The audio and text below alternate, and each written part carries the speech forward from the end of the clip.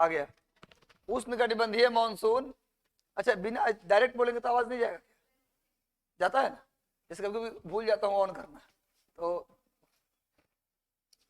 क्या लिखे भैया, उष्णकटिबंधीय मानसून पतझड़ वाले one, tropical monsoon deciduous forest, tropical monsoon deciduous forest, उष्णकटिबंधीय मानसून पतझड़ वाले वन। लिखिए एरिया क्षेत्र, फिर से उष्णकटिबंधीय मानसून पतझड़ वाले वन, हेडिंग डाल दीजिए उष्णकटिबंधीय मानसून पतझड़ वाले वन, उष्णकटिबंधीय मानसून पतझड़ वाले वन। लिखिए एरिया क्षेत्र कहाँ मिलता है, क्षेत्र लिखिए, एरिया लिखिए कहाँ मिलेगा ये वन, डैश देकर लिखिए एरिया में।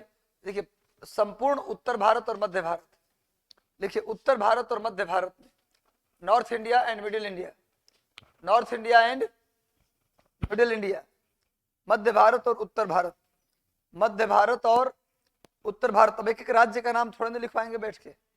मध्य भारत यानी मध्य प्रदेश में भी मिलेगा, महाराष्ट्र में भी मिलेगा, झारखंड में भी मिलेगा, बिहार में भी मिलेगा, उत्तर प्रदेश में भी मिलेगा, हरियाणा में भी मिलेगा, दिल्ली में भी मिलेगा, चंडीगढ़ में भी मिलेगा, पंजाब में भी मिलेगा, राजस्थान में भी मिलेगा। पर राजस्थान में कटीले वन ज्यादा मिलते हैं। हो गया, समझ में आ रहा है बात। तो पतझड़ वाले वन मध्य भारत और उत्तर भारत में मिलते हैं, क्षेत्र हो गया। अब लिखिए टेम्परेचर, जिस क्षेत्र में ये वन मिलते हैं वहां तापमान कितना होता है, टेम्परेचर, टेम्परेचर जिस क्षेत्र में ये वन मिलते हैं वहां टेम्परेचर कितना होता है, तापमान कितना होता है, तापमान भाई इतना तापमान होगा जी। देखो 25 से 30 डिग्री सेल्सियस, 25 से एवरेज औसत वार्षिक तापमान लिखो, हेडिंग डाल दो औसत वार्षिक तापमान। इस क्षेत्र में औसत वार्षिक तापमान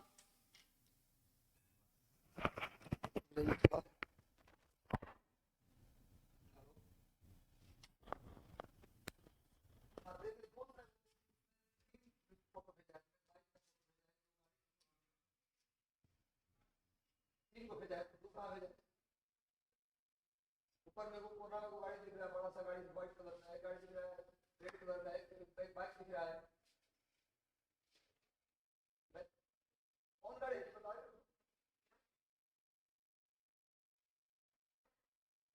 बोलेरो, अच्छा पिकअप, और एक बाइक, ठीक है देख लीजिए। अब तो भेजते हैं तुमको, हम क्या करना है।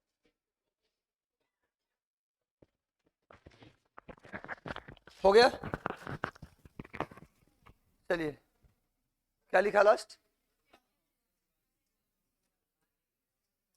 एवरेज टेम्परेचर, एवरेज टेम्परेचर 25 से 30 डिग्री। लिखिए एवरेज रेन, औसत वार्षिक वर्षा, बात मत करें आज, हमको इसको समाप्त करना है। औसत वार्षिक वर्षा, एवरेज रेन, औसत इस इस प्रकार के पेड़ जहां मिलते हैं वहां, समझ भाई बात ना करो, इस प्रकार के पेड़ जहां मिलते हैं वहां वर्षा कितनी होती है, तापमान कितना होता है, यही लिखवा रहा।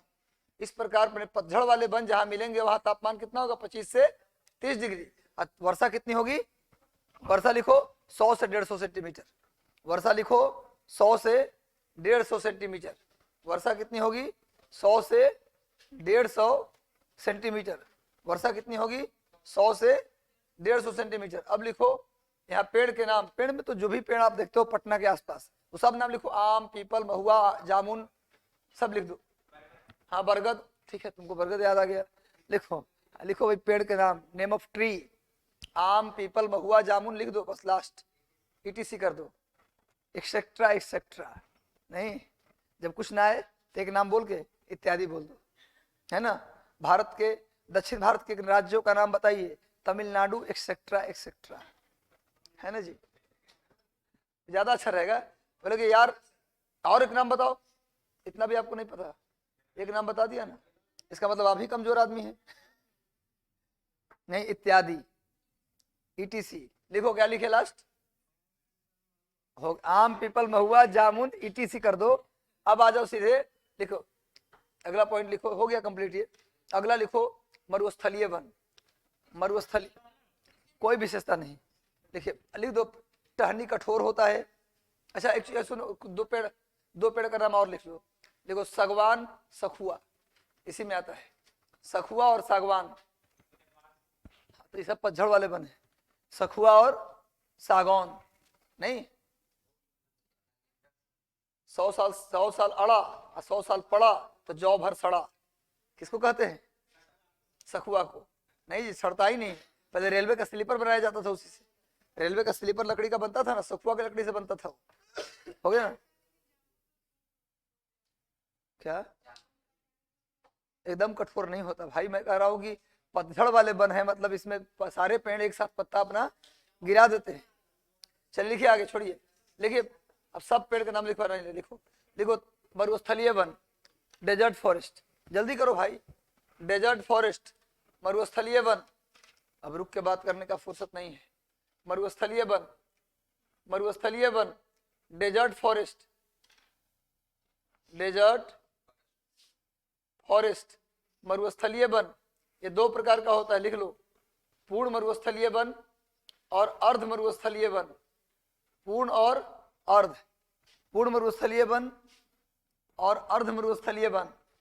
पूर्ण मरुस्थलीय वन और अर्ध मरुस्थलीय वन। Complete desert forest and semi desert forest. अरे मरुस्थलीय वन को कितने भागों में बांटेंगे? 2 भागों में। बोलो भाई, कितने भागों में बांटेंगे? 2 भागों में। एक ऐसा भाग जहां वर्षा कम होती है, एक ऐसा भाग जहां वर्षा ज्यादा होती है। कल मरुस्थल की परिभाषा बताए थे, जो कल आए थे उनको कल मरुस्थल की परिभाषा बताए थे कि ऐसा जगह, ऐसा स्थान जहां 25 सेंटीमीटर से कम वर्षा है, सब मरुस्थल कहलाएगा। चाहे वो पत्थर का जगह हो या मिट्टी का जगह हो या ईंटा का जगह हो, उससे कोई मतलब नहीं। ऐसा कोई स्थान जहां वर्षा 25 सेंटीमीटर से कम हो, से क्या बोलेंगे? डेजर्ट बोलेंगे, मरुस्थल बोलेंगे। और मरुस्थल में ही बोला था कि जहां वर्षा 10 सेंटीमीटर से कम हो उसे पूर्ण मरुस्थल, और जहां वर्षा, बात नहीं करें आपस में, जहां वर्षा 10 सेंटीमीटर से कम हो उसे पूर्ण मरुस्थल, और जहां 10 से 25 के बीच हो वहां अर्ध मरुस्थल। यानी वर्षा थोड़ा ज्यादा हो तो अर्ध मरुस्थल, थोड़ा कम हो तो पूर्ण मरुस्थल।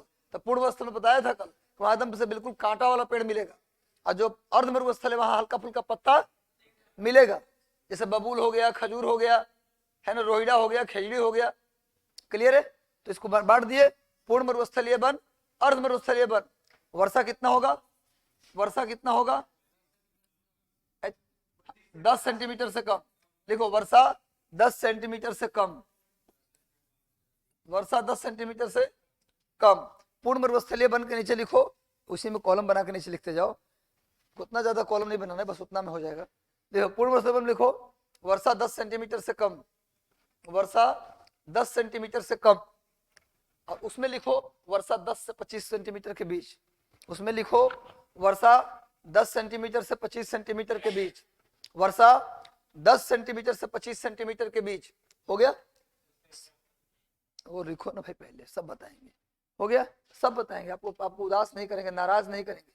आप मेरे फेवरेट विद्यार्थी हैं। लिखो अगला, टेम्परेचर। टेम्परेचर 25 से 30 डिग्री सेल्सियस, वही मानसूने वाला। टेम्परेचर 25 से, अरे एवरेज टेम्परेचर, औसत तापमान 25 से 30 डिग्री सेल्सियस। और उसमें भी लिख दो औसत तापमान 25 से 30 डिग्री सेल्सियस। औसत तापमान दोनों जगह लिख दो, एवरेज टेम्परेचर दोनों जगह लिखो।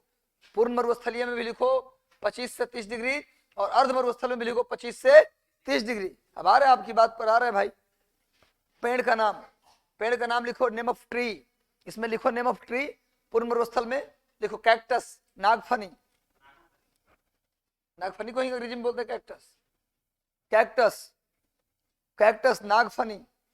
और लिखो कैक्टस के अलावा लिखो कांटेदार झाड़ियां, थॉर्नी बुश।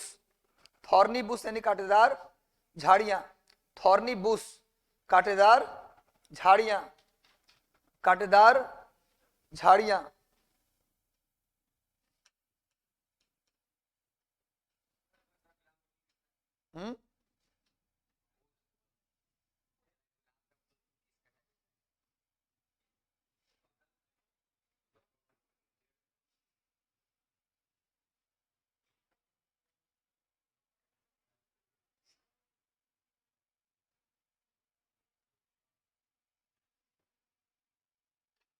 कांटेदार झाड़ियां।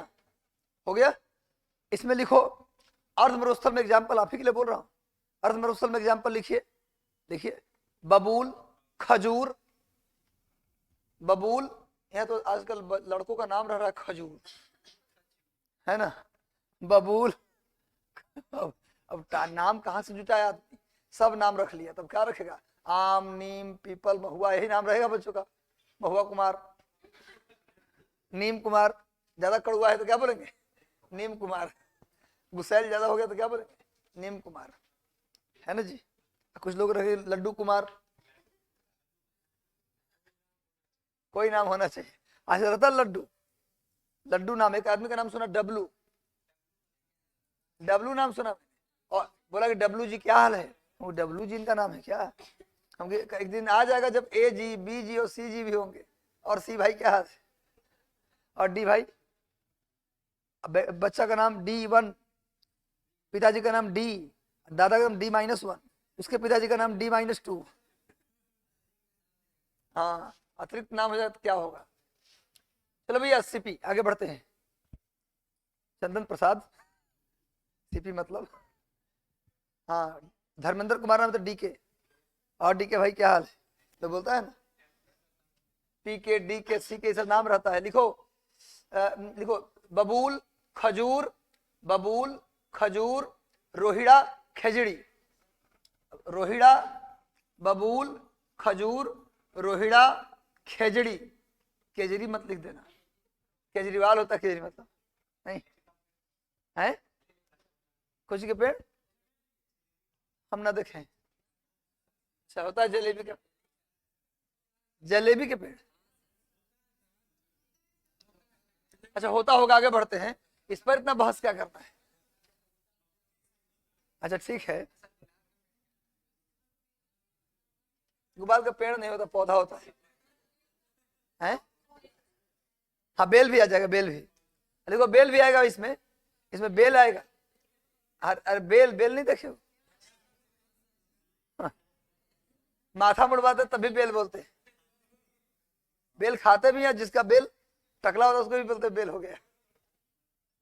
आज जो पकड़ा जाता है थाने में, छूट जाता है, उसका भी क्या होता है, बेल हो जाता है। बेल 3 जगह है, टकला होने पर भी बेल हो गए, खाने वाला बेल, और जेल से छूट गए तो भी क्या हो गया, बेल हो गया, और रोटी बेलना भी क्या हो गया, बेल हो गया।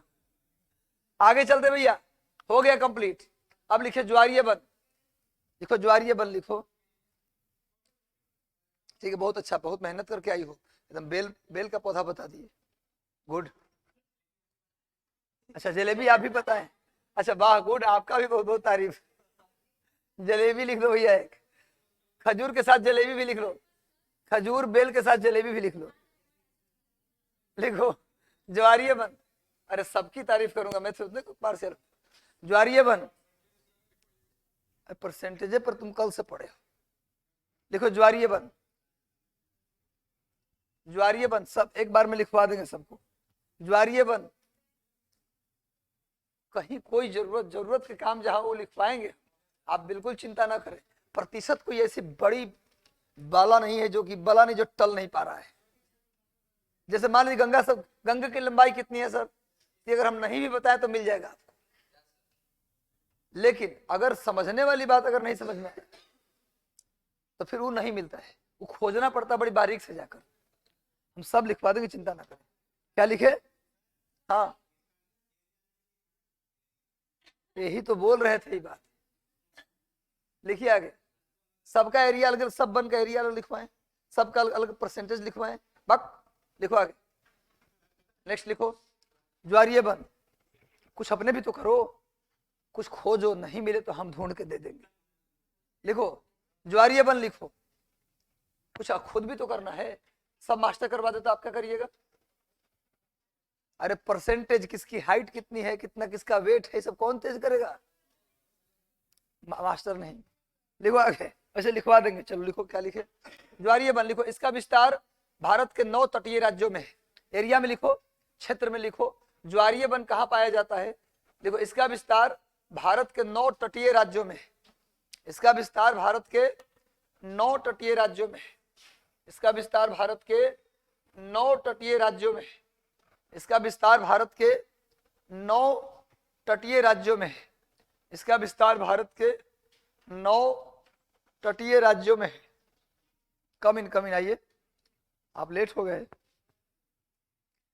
नए लोग को लेट नहीं होना, आगे आ जाओ, आगे आ जाओ, खाली जगह है।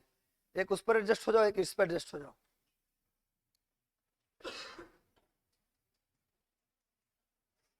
नए लोगों को थोड़ा पहले आना चाहिए, नहीं जब नया नया होते तो जगह ढूंढना पड़ता है पहले। हाँ चलो सुनो, ज्वारीय वन नाम से लग रहा है, ज्वारीय वन कहाँ मिलेगा? समुद्र के किनारे मिलेगा। देखो इस प्रकार के वन को मैंग्रोव वन के नाम से भी जानते हैं, इस प्रकार के वन को मैंग्रोव वन के नाम से भी जानते हैं, इस प्रकार के वन को मैंग्रोव वन के नाम से भी जानते हैं, मैंग्रोव वन के नाम से भी जानते हैं, इस प्रकार के वन को मैंग्रोव वन के नाम से भी जानते हैं, मैंग्रोव वन के नाम से भी जानते हैं। हो गया, नेक्स्ट लिखिए। जानते हो एक बात और, ये जो परसेंटेज वाली बात आप कर रहे हैं, एरिया वाली बात कर रहे हैं, ये हर बार फॉरेस्ट सर्वे ऑफ इंडिया में क्या हो जाता है? चेंज हो जाता है ना। अतः इसको स्थायी रूप से लिख लेने का कोई लाभ नहीं है। समझ में आ रहा है बात ना? क्या बोल रहा हूं, कल क्या बताया था कि जो एरिया है सभी फॉरेस्ट का वो चेंज होता रहता है। मैंग्रोव फॉरेस्ट का एरिया इस बार 59 वर्ग किलोमीटर चेंज हो गया है, 59 वर्ग किलोमीटर बढ़ गया है ना। तो फिर अगला जो आएगा सर्वे उसमें घट जाएगा या फिर बढ़ जाएगा। तो ये चीजें, जैसे मिट्टी, भारत में कितने परसेंट पे कौन सी मिट्टी, ये नहीं बढ़ने घटने वाला है, ये कॉमन रहेगा। मिट्टी घटेगा बढ़ेगा उतना नहीं, लेकिन फॉरेस्ट हर 2 साल बाद उसका सर्वे आएगा, वो डाटा आंकड़ा चेंज हो जाएगा। इसीलिए मैं बोला कि कुछ काम अपने आप भी करना है।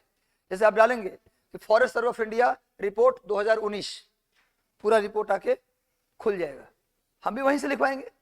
हम कहाँ से लिखवाएंगे? ऐसे थोड़ा कि हम सर्वे में खुद भाग लिए थे, हम वैज्ञानिक थे, एक एक पेड़ गिने हैं खुद अपने आंखों से, नहीं समझे बात? वो डाटा आपको मिल जाएगा, बिल्कुल टेंशन मत लीजिए। अगर हम लोग आंकड़ा लिखवाते रहे बैठ करके तो एक नया टाइम जनरेट होगा। समझ में आ रहा है बात क्या बोल रहा हूँ?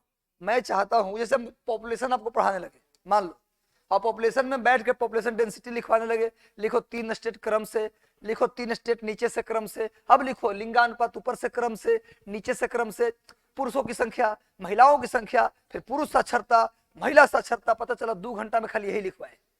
आई नहीं लिखवाते तब भी आपको डाटा केवल दे देते प्रिंट आउट, तब भी काम आपका चल जाता। एक बात समझिएगा, लेकिन अगर हम पॉपुलेशन में Malthus population theory, demographic transition theory, अगर ये नहीं पढ़ाए तो नहीं चलेगा। समझ रहे बात? पॉपुलेशन सेंसस कब शुरू हुआ? 1872 में, इसके लिए टीचर की जरूरत है क्या? नहीं। पॉपुलेशन सेंसस रेगुलर कब शुरू हुआ? 1881 में, जरूरत है क्या? नहीं। अभी वर्तमान में कैवा सेंसस है? ये तो 15वां सेंसस है, ये जो चल रहा है 16वां सेंसस हो जाएगा, इसके लिए टीचर जरूरत है क्या? मतलब आंकड़े और डाटा ये सब हो जाएगा, हम लिखवा भी देंगे। अगर आपकी इच्छा पूरी है कि नहीं सब डाटा सर बैठ के लिखवाए तो लिखवा देंगे, लेकिन अगर आपको लगता है कि नहीं ये सब नोट्स दे दें सब तो काम हो जाएगा। जैसे बिहार की राजधानी पटना, बंगाल के कलकत्ता, असम के दिसपुर, मान लो कुछ लोगों को राजधानी याद नहीं था, ये भी तो भूगोल का हिस्सा है। राजधानी किसका हिस्सा है? अगर हम 28 राज्य की राजधानी और 28 और 8 केंद्र शासित प्रदेश का कैपिटल लिखवाएं तो समझिए कि पूरा एक क्लास उस पर जाएगा। तो आपको कुछ करना है, थोड़ा सक्रिय स्टूडेंट बनिए, थोड़ा सा एक्टिव स्टूडेंट बनिए, कुछ करिए बेहतर। नहीं समझे बात? क्लियर है? अब हिस्ट्री पढ़ रहे हैं आप तो उसमें आपको स्थायी बंदोबस्त समझना है। कब से कब तक कार्यकाल था कार्नवालिस का, अगर नहीं आपको पता तो कोई टीचर नहीं बताता तो कोई बात नहीं, आप कर लेंगे। कार्नवालिस कब मरा, उसका कब्र गाजीपुर में है, टीचर नहीं बताया तब भी काम हो जाएगा। लेकिन स्थायी बंदोबस्त उसने लागू किया, ये क्या होता है अगर नहीं बताया तो दिक्कत है। रैयतवाड़ी, महालवाड़ी क्या होता है, नहीं बताए तो दिक्कत है। समझा बात क्या बोल रहा हूँ? घेरे की नीति अपनाया लॉर्ड हेस्टिंग्स ने, सॉरी जो वार्न हेस्टिंग्स ने। घेरे की नीति क्या होता है, सहायक संधि किसको बोलते हैं, सहायक संधि में हुआ क्या था, तो ये इंपॉर्टेंट है। अब कब से कब तक बिलेजली का कार्यकाल था जानना क्या जरूरी है? कर लीजिए खुद से, डालेंगे नेट पर कि गवर्नर जनरल कार्यकाल तो पूरा निकल के आ जाएगा कार्यकाल के साथ। समझ आ रहा है बात? तो मैं लिखवा दूंगा, आप बिल्कुल चिंता ना करें, हमें पता है कि कहाँ क्या करना है। ठीक है, आप जितना भूगोल ना हम दे देंगे, हम ही देंगे मेरे भाई, हम देंगे। हो गया? कभी ऐसा लगा कि मैं कुछ कटौती कर रहा हूं आपके लिए? कभी आपको लगा कि मैं कटौती किया? मैं तो दूसरे सब्जेक्ट का चीज जोड़ के पढ़ा दिया। लिखो आगे, भावुक कर दिया तुमने मुझे, आज मेरे आंखों में आंसू है। लिखिए आगे नेक्स्ट। चलो ठीक है, टेंशन मत लो, हम आपके हैं टीचर, और हम आपके टीचर हैं तो फिर क्या होगा, आपके ख्याल कौन रखेगा? हम रखेंगे। चलिए लिखिए नेक्स्ट, आगे चलते हैं भैया। क्या लिखे? ज्वारीय बन। मैं थोड़ा सा सेंटिमेंटल डायलॉग मार दिया। फिल्मों में काम करने की इच्छा थी बचपन में, कभी काम किया नहीं, स्टेज मिला नहीं फिल्म में काम करने के लिए, तो सोचा कि इसी स्टेज पे अपने एक्टिंग का प्रदर्शन यहीं से कर लूं। नहीं भाई, यही दर्शक हमारे हैं, इसी को पूरा भारत मान के बैठे हैं, और आके एक्टिंग करता हूं आपके सामने। फिल्मों में काम नहीं मिला, कम से कम यही तो काम मिल गया। चलिए लिखो। अब कुछ लोग सोचे चेहरा देखें अपना, फिल्म में काम करेंगे आप? अरे नवाजुद्दीन से तो सुंदर लगते हैं हम। लिखिए। नहीं जी, नेक्स्ट लिखो। देखो टाइड फॉरेस्ट। देखिए भारत के कितने राज्यों में बच्चा? सुमित, सुमित नाम है ना तुम्हारा? नाम याद हो गया। क्या लिखे भैया? क्या लिखे? हाँ हाँ, 9 तटीय राज्यों में कौन कौन राज्य? तटीय राज्यों में कौन कौन है? हम बोलते हैं, सुन लो, छोड़ चुप रहो तुम लोग। बंगाल, उड़ीसा, आंध्र प्रदेश, तमिलनाडु, क्रम से बोल रहा हूं। बंगाल, उड़ीसा, आंध्र प्रदेश, तमिलनाडु, केरल, कर्नाटक, गोवा, महाराष्ट्र, गुजरात। कितने राज्य हैं? 9 राज्य। भारत में समुद्र को छूने वाले कितने राज्य हैं? 9 राज्य। याद कर लेना, परीक्षा में गिनने मत लगना, जाकर गिनोगे समय बर्बाद होगा। कभी गलती से गोवा छूट गया तो क्या होगा? गलती हो जाएगा, आंसर नेगेटिव मार्किंग चला जाएगा। इसलिए सीधे रट लो, 9 राज्य समुद्र को छूते हैं। कर्क रेखा भारत के 8 राज्यों से गुजरता है, इसको रट्टा मार लीजिए, गिनने वहां मत लगे, मित्र पर गमछा झार। तो कहीं 8 की जगह 9 हो गया तो क्या हो गया, है ना? तो भैया इसलिए रट लीजिए। क्या रटिए? भारत में कर्क रेखा कितने राज्यों से? 8। तट समुद्र के कितने राज्यों को छूता है? 9। बस उल्टा पुल्टा ना हो जाए। कितने राज्यों में हाई कोर्ट है? 25। हाई कोर्ट कितने हैं भारत में? 25। सुप्रीम कोर्ट कितने हैं?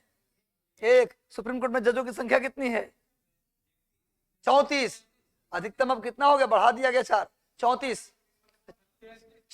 तुम पता नहीं 2 साल पहले से पढ़ के आए हो, ये बढ़ा दिया गया। पिछले 2 साल, तुम 3-4 साल पहले पढ़ के आए हो। 2 साल पहले चेंज हो गया संख्या। मैक्सिमम 34। 33 अन्य जज, 1 चीफ जस्टिस हो गया। सबसे ज्यादा किस हाई कोर्ट में जज? इलाहाबाद हाई कोर्ट में। बात खत्म। आइए ज्वारीय बन पर। ये सब रट लीजिए, ये सब पॉलिटी का बात नहीं, सब जीके है, ये सब पॉलिटी नहीं है, ये सब क्या है? जनरल नॉलेज है। इसके लिए टीचर और पॉलिटी के टीचर की जरूरत नहीं है। अब भारत के राज्य की राजधानी, मुख्यमंत्री का नाम याद करना, राज्यपाल का नाम याद करना, पूरे विश्व के देशों का राजधानी याद करना, ये सब मास्टर की चाहे जरूरत है इसमें। हम क्या बोले थे आपको कि हर दिन 5 देश और उसकी राजधानी होमवर्क में आप लोग लीजिए। हर दिन 5 देश। आप डेली की रात में सोते समय 5 कंट्री का नाम, उसके कैपिटल का नाम और किस नदी के किनारे वो भी लिख लीजिए, और उसको डेली 5-5 कंट्री करिए। डेली 2 इंपॉर्टेंट डे करिए। डेली 2 इंपॉर्टेंट डे करिए। कौन से दिन को क्या मनाते हैं डेली। तो इससे एक दिन में बैठेंगे लेकर सभी इंपॉर्टेंट डे, परीक्षा के एक दिन पहले तो कंफ्यूज कर जाओगे। ये कब मनाते हैं हिंसा दिवस, कब मनाते हैं युवा दिवस, कब मनाते हैं शौचालय दिवस, कब मनाते हैं विश्व शिक्षक दिवस, कब मनाते हैं राष्ट्रीय शिक्षक दिवस, ये कंफ्यूजन हो जाएगा अंतिम दिन पढ़िएगा तो 2-2 करके अगर डेली याद करें तो क्या होगा? 30-35 दिन में पूरा डे याद हो गया, सारे देश की राजधानी याद हो गया, सारे राज्य की राजधानी याद हो गया। 2 डेली 2-3 टाइगर रिजर्व लीजिए होमवर्क में, 2-3 tiger reserve, 2-3 national park, 2-3 biosphere reserve, ये लीजिए। अब ऐसे करके एक पन्ना बनाइए आप, डेली एक पेज लीजिए, अब जो पेज में लिखिए उसको पैकेट में रख के घूमिए। टीचर को आने में लेट हो रहा है, एक बार पढ़ लिए। ऑटो में बैठे 2 बार पढ़ लिए। खाली समय जहां जहां बैठे उस पेज को पढ़ लिए। दिन भर में इंसान 25-30 बार ऐसा आता है जब इंसान खाली बैठा होता है, तो 25-30 बार अगर एक पन्ना को पढ़ लेंगे तो याद नहीं हो जाएगा, उसके लिए टाइम देना है। बताइए कि अगर पूरा 2 tiger reserve, 2 national park, 2 biosphere reserve, 2 important day, 5 country capital अगर करते चल जाए, 5 आर्टिकल, 5 अमेंडमेंट, अनुच्छेद 5, 5 संविधान संशोधन, अगर ऐसे करके पन्ना बना ले और 30-35 दिन लगातार ही काम कर रहे तो बताइए कितना जीके आपको याद हो जाएगा? आराम से चलते फिरते कितना जीके याद हो जाएगा? समझिएगा, बहुत अच्छा ट्रिक बताया आप लोगों को। ये वाला काम आप शुरू कीजिए आज से, बिना मेहनत के काम हो जाएगा। 2 महीने अगर काम कर लिए तो जीके में आपको कुछ छूने वाला नहीं रह जाएगा, इतना ज्यादा आपको याद हो जाएगा। फैक्चुअल चीज भाई, कॉन्सेप्ट हमें ज्वारीय बन लिख लिया। लिखिए एरिया हो गया, लिखिए। हाँ लिखो, एवरेज टेम्परेचर यहाँ नहीं होगा कुछ भी, क्योंकि बंगाल में जो टेम्परेचर होगा वो केरला का टेम्परेचर वो नहीं होगा, और जो केरला में होगा वो गुजरात का टेम्परेचर नहीं होगा। लिख सकते हैं एवरेज रेन, लिख सकते हैं आप। लिखिए 150 से 200 सेंटीमीटर एवरेज रेन, औसत वर्षा 150 से 200 सेंटीमीटर, औसत वर्षा 150 से 200 सेंटीमीटर, औसत वर्षा 150 से 200 सेंटीमीटर। नेक्स्ट आइए, अगला पॉइंट। 150 हो गया औसत वर्षा, उसके बाद लिखिए पेड़ का नाम, name of tree, name of tree,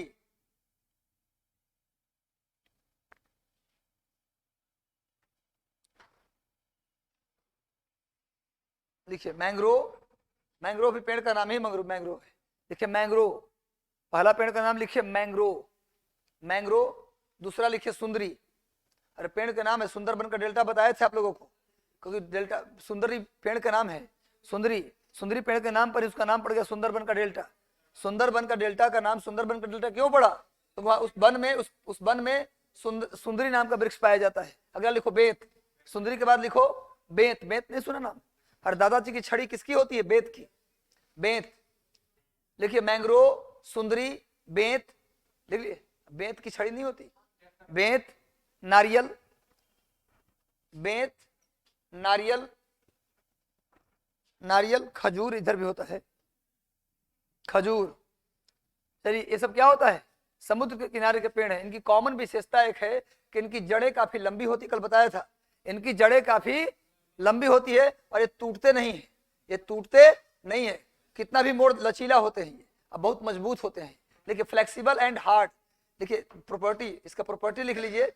इस पेड़ की, इस वन में जो पेड़ है उसकी क्वालिटी लिखिए। इस वन में जो विशेषता लिखिए, लिखिए long root and long root, hard and soft, hard and flexible stem, Hindi बोलेंगे hard and flexible stem, Hindi में लिखिए। इसकी जड़ें लंबी होती हैं, इसकी जड़ें लंबी होती हैं, तना मुलायम और लचीला होता है, तना कठोर और सॉरी गलती बोल दिया, तना कठोर और लचीला होता है, तना कठोर और लचीला होता है, तना कठोर और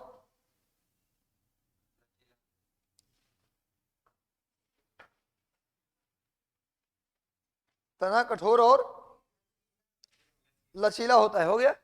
इसीलिए लिखो, इसीलिए मैंग्रोव पेड़ लिखो, इसीलिए मैंग्रोव को समुद्र के किनारे लगाने की सलाह दी जाती है, इसीलिए मैंग्रोव को समुद्र के किनारे लगाने की सलाह दी जाती है, मैंग्रोव को समुद्र के किनारे लगाने की सलाह दी जाती है, मैंग्रोव को समुद्र के किनारे लगाने की सलाह दी जाती है, मैंग्रोव को समुद्र के किनारे लगाने की सलाह दी जाती है, ताकि सुनामी से बचाव हो सके, ताकि सुनामी से बचाव हो सके, ताकि सुनामी से बचा। कल देखा था आपने, कल बताया था ना सुनामी से कैसे बचाता है, आप लोग को पता है? कल बताया था, सब लोग कल थे ना जो, ताकि सुनामी से बचाव हो सके, ताकि सुनामी का नाम सुना है ना, सुनामी से बचाव हो सके, ताकि सुनामी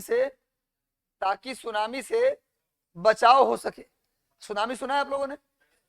सुनामी जब समुद्र के पानी ऊंचा उठ के और शहर की ओर आता है तो क्या बोलते हैं उसको? सुनामी। भारत में सुनामी कब आया था? सुनामी कब आया था जी? 2004 में, 26 दिसंबर 2004 वो क्या आया था? सुनामी आया था, है ना। तो पूरा इंदिरा पॉइंट, अंडमान निकोबार का मैक्सिमम बिंदु निकोबार का गायब हो गया था। तो भैया सुनामी आता है समुद्र में भूकंप के कारण। क्वेश्चन आ जाए सुनामी का कारण क्या है? जब समुद्र में बड़ा भूकंप आ जाए, जब समुद्र में एक बड़े लेवल पे भूकंप आ जाए तो उसी से क्या आता है? सुनामी। देखो दो बातें हैं, समुद्र का पानी अगर ऊपर की ओर उठे, समुद्र के पानी में दो गतियां होती है, एक क्षैतिज गति, एक लंबवत गति। समुद्र के पानी नदी की तरह भी बहती है, समुद्र का पानी नदी की तरह भी प्रवाहित होती है, तो उसको बोलते हैं हम लोग समुद्र की जलधारा। क्या बोलते हैं उसको? महासागर की जलधारा। लेकिन समुद्र का पानी जब लंबवत ऊपर उठ जाए उसी को बोलते हैं ज्वार, या उसी को बोलते हैं सुनामी, ज्वार या सुनामी। लेकिन ज्वार और सुनामी में एक समानता यही है कि दोनों का पानी ऊपर उठता है। ज्वार सुनामी में पूछा जाए क्या समानता है, दोनों में क्या समानता है, ज्वार और सुनामी में क्या समानता है, तो क्या दोनों में पानी ऊपर उठता है, लेकिन दोनों में एक अंतर है। ज्वार जो है वो आता है सूर्य, चंद्रमा और बृहस्पति और शुक्र के आकर्षण बल से। जब खगोलीय पिंड, जब एस्ट्रोनॉमिकल यूनिट धरती के पास होते हैं तो अपने गुरुत्वाकर्षण से पानी को ऊपर ओर खींच लेते हैं, तो उसको ज्वार कहते हैं। ज्वार कब होता है? जब पानी ऊपर उठे, किसके कारण? सूर्य, चंद्रमा और पृथ्वी के कारण, सूर्य, चंद्रमा, बृहस्पति और शुक्र के कारण जब धरती का पानी ऊपर उठ जाए तो उसी को क्या बोलेंगे? ज्वार। लेकिन धरती में जब भूकंप आ जाए, अब भूकंप के कारण पानी छलांग ले तो उसको क्या बोलते हैं? सुनामी। जैसे एक बाल्टी पानी भर के रखिए, ऊपर तक भर लीजिए और उसको झटका दीजिए तो पानी उछलेगा, लेकिन ऐसे हिलाइएगा तो गिरेगा ऐसे, लेकिन झटका दीजिए तो क्या होगा? पानी उछल जाएगा ऊपर। अब सोचिए समुद्र को कोई झटका दे दिया तो पूरा पानी उछलेगा, और उछलेगा पानी तो क्या आएगा भैया, उसी को क्या बोलेंगे, सुनामी। यानी भूकंप के कारण जब पानी ऊपर उठे तो क्या बोलेंगे, सुनामी। और सूरज चंद्रमा के आकर्षण बल से पानी उठे तो क्या बोलेंगे, ज्वार। समझ में आ रहा है बात। तो ज्वार और सुनामी में अंतर यही हुआ। तो सुनामी से बचने के, ज्वार तो दिक्कत नहीं करता, ज्वार तो आदमी इंजॉय करते हैं, ज्वार को तो लोग इंजॉय करते हैं, ज्वार लेते हैं लोग, बैठते हैं, पीछे से पानी आता है और नीचे से निकल जाता है, तो ये ज्वार है। लोग सेल्फी भी लेते हैं, ज्वार के साथ वीडियो बनाते हैं लोग, लेकिन सुनामी आप नहीं ले सकते, सुनामी को एंजॉय नहीं कर सकते। कुछ चीजों का एंजॉय जीवन में एक बार होता है, उसमें सुनामी का एंजॉय है, एक बार आप कर सकते हैं, कोई दिक्कत नहीं है, हाँ एक में एक बार हो सकता है। अब भगवान ने चाहा तो बचा भी लेगा, दूसरा बार भी एंजॉय करने छोड़ देगा, है ना जी। नहीं लगी, ट्रेन में एक्सीडेंट हुआ, उस बोगी के एक लोग मारे गए, पर एक छोटी सी बच्ची जिंदा बच गई, ऐसा भी सुने होंगे। चमत्कार हुआ है, तो हो सकता है कि आप गए होंगे सुनामी का अंतिम दर्शन करने, चमत्कार से आप बच गए, दोबारा बचा लिया भगवान ने आपको। तो भैया सुनामी समझ गए, तो सुनामी से बचना है तो आपको करना क्या होगा, समुद्र के किनारे फ्लैट नहीं बनाना होगा, समुद्र के किनारे 5 किलोमीटर की मोटाई में, ये सब 5 किलोमीटर है, 5 किलोमीटर 5 किलोमीटर 5 किलोमीटर, इस मोटाई में क्या लगाना पड़ेगा, मैंग्रोव। तो क्या होगा, सुनामी आएगा तो पहले इस जंगल को टकराएगा और जंगल को पार करते तो उसकी स्पीड कम हो जाएगा, जिससे अगर यहाँ बिल्डिंग हमारा होगा तो हम पूरी तरह से क्या हो जाएंगे, सुरक्षित हो जाएंगे। लेकिन ऐसा होता कहाँ है, ऐसा लोग करते क्या है, उनको तो सनसेट देखना है, सनराइज देखना है, तो क्या करेंगे, समुद्र के किनारे बनाएंगे घर, तो बर्बाद हो जाएंगे। तो भैया लिख लीजिए, क्यों मैंग्रोव लगाने की सलाह क्यों दी जाती है, क्योंकि इसकी जड़ें जल्दी उखड़ता नहीं है और टूटता भी नहीं है, इसलिए जड़ें क्या होती है, इसको लगाने की सलाह दी जाती है। अगला पॉइंट नेक्स्ट हो गया, समझ में आ गया। देखिए इस प्रकार के पेड़ों का पेड़, इस प्रकार के पेड़ के लकड़ी का यूज कहाँ करते हैं, फर्नीचर बनाने में। देखिए फर्नीचर बनाने में इस प्रकार के पेड़ों का प्रयोग किया जाता है। फर्नीचर, लकड़ी वाला फर्नीचर नहीं देखियो, फर्नीचर बनाने में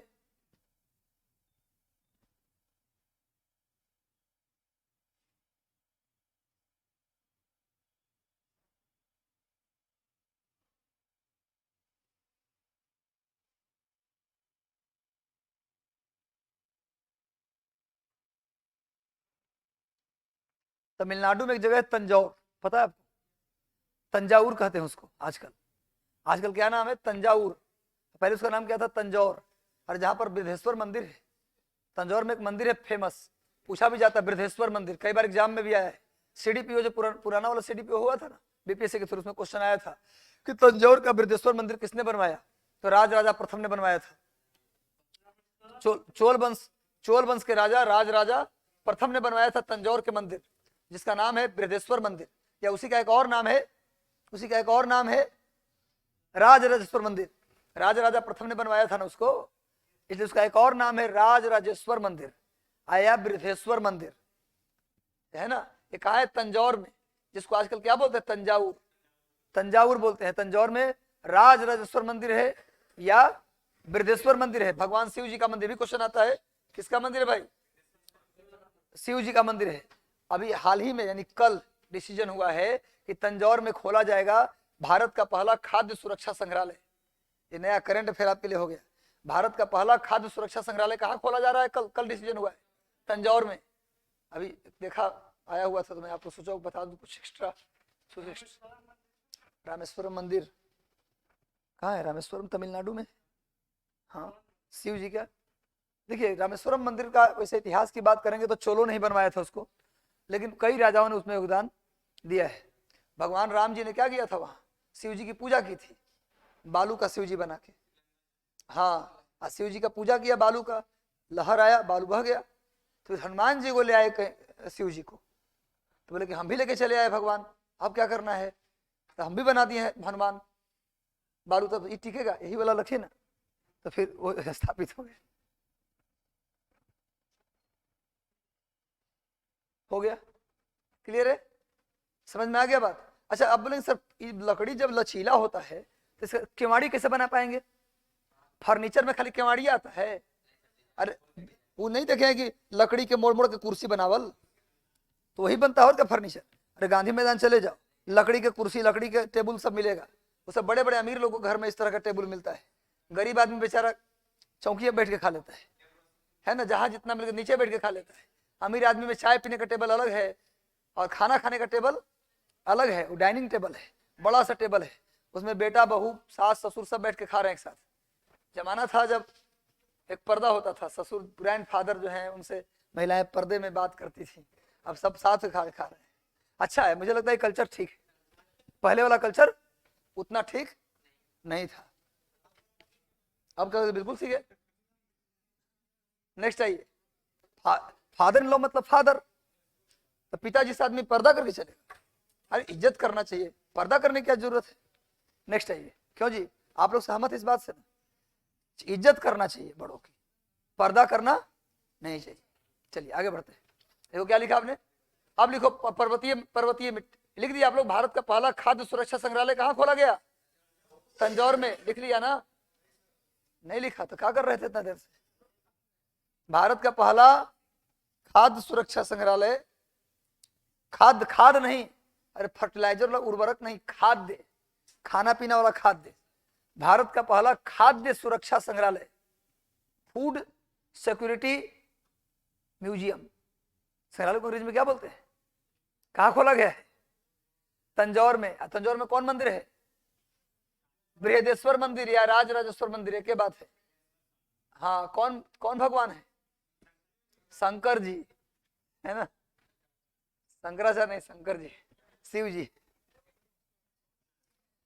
जानते तंजौर जो है ना, शिव जी का ससुराल भी है, पता है आपको? ससुराल भी है। शिव जी वहां पर माता पार्वती मछली अवतार में आई थी तंजौर में। अब मछली अवतार, उनका आंख मछली जैसा था, इसलिए माता पार्वती का दूसरा नाम है मीनाक्षी। माता पार्वती को क्या बोलते हैं? मीनाक्षी। अब मीनाक्षी, तंजौर के बगल में एक जगह है मदुरै, वहां मीनाक्षी टेम्पल भी है, पता आपको? मीनाक्षी मंदिर है मदुरै में। क्या है? मीनाक्षी मंदिर। मीनाक्षी मतलब कौन सी माता? पार्वती माता। पार्वती माता की आंख किसके तरह? मछली के तरह। और वहीं पर शिव जी आए थे विवाह करने, इसलिए शिव जी का ससुराल भी तमिलनाडु हो गया। वैसे ससुराल उनका हिमालय भी है। हिमालय की पुत्री पार्वती है। हिमालय की पुत्री कौन है? पार्वती है। क्या कई गो शादी एक ही था, पार्वती जी थी। औघड़ आदमी 5-6 आदमी से शादी थोड़ी ना करता है, स्टाइलिश आदमी 5-6 शादी करता है। नेक्स्ट आइए, तो औघड़ थे। नेक्स्ट आइए, तभी बाबा भोलेनाथ सब कुछ दे देते हैं। लिखो नेक्स्ट आओ, नेक्स्ट आओ भैया। पर्वतीय पर्वतीय वन, पर्वतीय वन, पर्वतीय one, mountain forest. Mountain forest ring डालो, उसको 2 भागों में बांटो। पर्वतीय वन को क्या भागो? 2 भागों में बांट लिए। तो बांट लिए तो लिखो एक में उत्तर भारत का पर्वतीय वन और दक्षिण भारत का पर्वतीय वन। उत्तर भारत का पर्वतीय वन और दक्षिण भारत का पर्वतीय वन। तो धर्म के बारे में जानकारी होनी चाहिए आप लोगों को, नहीं? सबसे दयालु भगवान कौन है? भोले। नहीं बोलते भो, खाली भो बोलते तो क्या बोलते हो? ले, है ना? सबसे दयालु जल्दी मनाने, जल्दी किसको मना सकते हैं आप? भोलेनाथ को। आदि अनंत देव, वाह क्या बात कहा। जिसका ना कोई आदि है ना कोई अंत है, अनंत है, इन्फिनिटी है ना। 0 से डिवाइड हो गया, नहीं? किसी भी संख्या से 0 में भाग देने से क्या आता है? 0। अब 0 से किसी में भाग दे तो इन्फिनिटी, नहीं? इतना गणित तो आना चाहिए आप लोगों को। नेक्स्ट है, क्या लिखे? पर्वतीय वन, उत्तर भारत का पर्वतीय वन और दक्षिण भारत का पर्वतीय वन। अब सुनिए, उत्तर भारत के पर्वतीय वन को भी बांटिए 2 भागों में, उसको भी बांटिए। उत्तर भारत पर्वतीय वन में भी बना लीजिए 2 कॉलम। एक तरफ लिखे पश्चिमी हिमालय के वन, एक तरफ लिखे पूर्वी हिमालय के वन। पश्चिमी हिमालय के वन और पूर्वी हिमालय के वन। पश्चिमी हिमालय के वन और पूर्वी हिमालय के वन। पश्चिमी हिमालय के वन। हाँ, उत्तर भारत के पर्वतीय वन को 2 भागों में बांटिए। उत्तर भारत वाले पर्वतीय वन में 2 कॉलम फिर बनाइए और उसके नीचे लिखिए पश्चिमी हिमालय के वन और पूर्वी हिमालय के वन। Forest of west Himalaya, forest of east Himalaya, पूर्वी हिमालय, पश्चिमी हिमालय के वन। सुनो भैया, पश्चिमी हिमालय पूर्वी हिमालय के वनों में अंतर है। अंतर यह है कि पश्चिमी हिमालय में तापमान कम होता है, वर्षा कम होती है, लेकिन पूर्वी हिमालय में पश्चिमी हिमालय की तुलना में वर्षा ज्यादा और तापमान भी ज्यादा होती है। इसलिए ज्यादा घना वन कहाँ मिलेगा? पूर्वी हिमालय के पश्चिमी हिमालय में, पूर्वी हिमालय में। एक अंतर समझ में आया? तो लिख लो भैया थोड़ा सा अंतर, एक लाइन बाहर निकल के लिख लो, एक लाइन लिखो पश्चिमी, पहले अंतर लिख लो। देखो पश्चिमी हिमालय की तुलना में पूर्वी हिमालय में अधिक घने वन पाए जाते हैं। समझ में आ रहा है क्यों? पीछे वालों, पश्चिमी हिमालय की तुलना में पूर्वी हिमालय में अधिक वन मिलते हैं पश्चिमी हिमालय की तुलना में पूर्वी हिमालय में अधिक घने, मोस्ट क्या लिखे, मोर डेंस। पश्चिमी हिमालय की तुलना में पूर्वी हिमालय में अधिक घने वन मिलते हैं। पश्चिमी हिमालय की तुलना में पूर्वी हिमालय में अधिक घने वन मिलते हैं, अधिक घने वन मिलते हैं। पश्चिमी हिमालय की तुलना में पूर्वी हिमालय में अधिक घने वन मिलते हैं।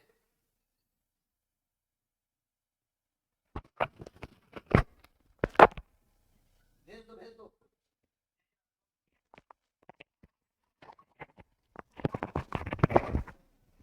व्यापार नहीं करें भैया, वो एक्चुअली हमारे देश की स्थिति जान रहे हैं आप।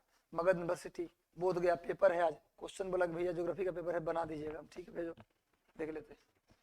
अब क्लास में से फोटो खींच के भेजेगा, मोबाइल अलाउ है अंदर।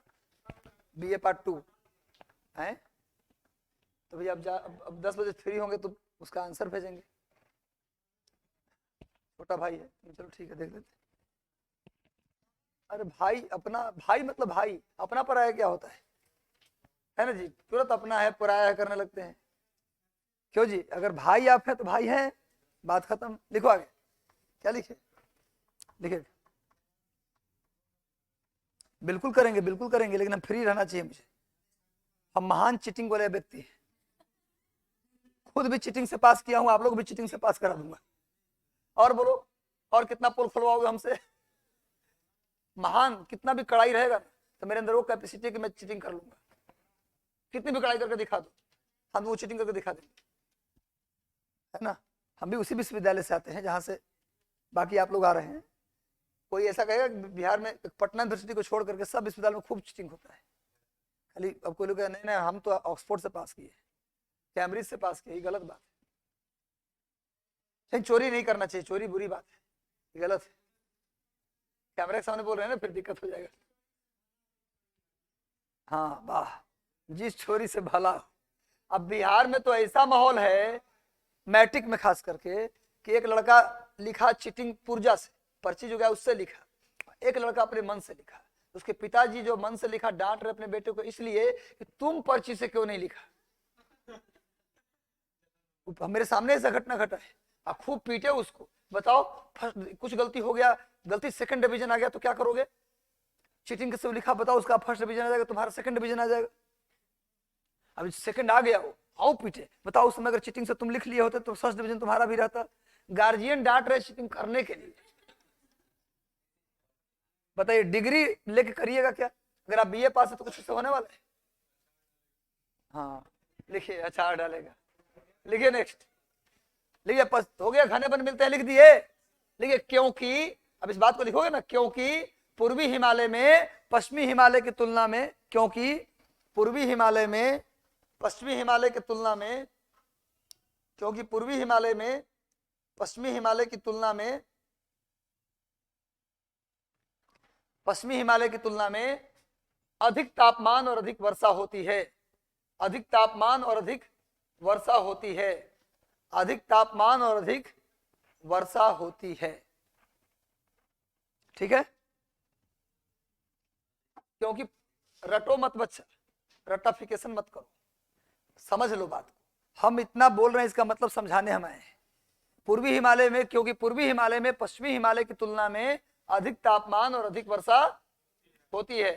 भाई जहां वर्षा अधिक होगी, जहां तापमान अधिक होगा, वही ना घना वन मिलेगा जी। एक अंतर समझ में आया। दूसरा अंतर भी लिख लो, पूर्वी हिमालय की तुलना में पश्चिमी हिमालय में कम ऊंचाई तक वन मिलते हैं। एक और अंतर लिखो, पूर्वी हिमालय की तुलना में पश्चिमी हिमालय में कम ऊंचाई तक वृक्ष मिलते हैं। पूर्वी हिमालय की तुलना में पश्चिमी हिमालय में कम ऊंचाई पर पेड़ मिलते हैं, कम ऊंचाई पर पेड़ मिलते हैं। पूर्वी हिमालय की तुलना में पश्चिमी हिमालय में कम ऊंचाई पर पेड़ मिलते हैं, कम ऊंचाई पर पेड़ मिलते हैं। समझ में आ रहा है कि नहीं आ रहा है। अब बताओ क्यों, अभी रटोगे। जहां तापमान ज्यादा कम होगा वहां बहुत ज्यादा ऊंचाई तक पेड़ नहीं मिलेगा, जहां तापमान ज्यादा होगा वहां ज्यादा ऊंचाई तक पेड़ मिलेगा। यानी पूर्वी हिमालय में ज्यादा ऊंचाई तक पेड़ मिलता है। लिख लो 4000 मीटर तक। पूर्वी हिमालय में पेड़ कहां तक मिलता है, 4000 मीटर तक। लेकिन पश्चिमी हिमालय में 3600 मीटर तक ही पेड़ मिलता है। पूर्वी हिमालय में लिख लो, लिखना भी है, ले लो, पूर्वी हिमालय में 4000 मीटर तक पेड़ मिलता है। क्या कुछ मुहूर्त निकलने का इंतजार हो रहा है क्या? पूर्वी हिमालय में 4000 मीटर तक पेड़ मिलता है, लेकिन पश्चिमी हिमालय में 3600 मीटर तक। एक पॉइंट और लिख ही लो, काहे कुछ कमी करें कटौती करें। लिखो, हाँ 1 मिनट रुक गए क्या? 2 मिनट रुक जाएंगे, इसमें क्या है, आप लिख तो लीजिए। पश्चिमी हिमालय में 3600 मीटर तक, अब पूर्वी हिमालय में बच्चा 4000 मीटर तक। ये सब बड़ी इंपॉर्टेंट बात बता रहा हूँ, ये सब भी जो लिखवा रहा हूँ ना, ये सब समझिए कि बीपीएससी और यूपीएससी के लिए इंपॉर्टेंट जीके। अगर आप असिस्टेंट कमांडेंट या सीडीएस देने की इच्छा रखते हैं, एनडीए देने की इच्छा रखते हैं, तो वहां पर इस तरह के क्वेश्चन पूछेगा। अगला आइए नेक्स्ट, इसमें देखो आपको पता है सब हिमालय में सबसे ऊंचाई पर जो पेड़ मिलता है, मैंने 3600 मीटर के ऊपर या फिर 4000 मीटर के ऊपर, उसको अल्पाइन फॉरेस्ट कहते हैं। क्या बोलते हैं उसको? लिखिए, हिमालय में सबसे ऊंचाई पर मिलने वाले वन को अल्पाइन वन के नाम से जानते हैं। हिमालय में सबसे ऊंचाई पर मिलने वाले वन को अल्पाइन वन के नाम से जानते हैं। हिमालय में सबसे अधिक ऊंचाई पर मिलने वाले वन को अल्पाइन वन के नाम से जानते हैं, अल्पाइन वन के नाम से जानते हैं। हिमालय में सबसे अधिक ऊंचाई पर मिलने वाले वन को अल्पाइन वन, अल्पाइन वन के नाम से जानते हैं, अल्पाइन वन के नाम से। अच्छा ये बताओ, अब आपसे पूछे अगर कोई कि अल्पाइन वन कितनी ऊंचाई पर मिलेगा, 3600 से 4000 बोलना है भैया। पश्चिमी वाले में तो 3600 पे मिल जाएगा ना, तो 3600 से 4000 मीटर। भूलो ये कभी, आई क्वेश्चन कई बार आया है, बस आज इतना ही करेंगे। सुनो, इसके बाद किसकी क्लास है? 10 बजे से ही है ना? ठीक है, 10:30 से है?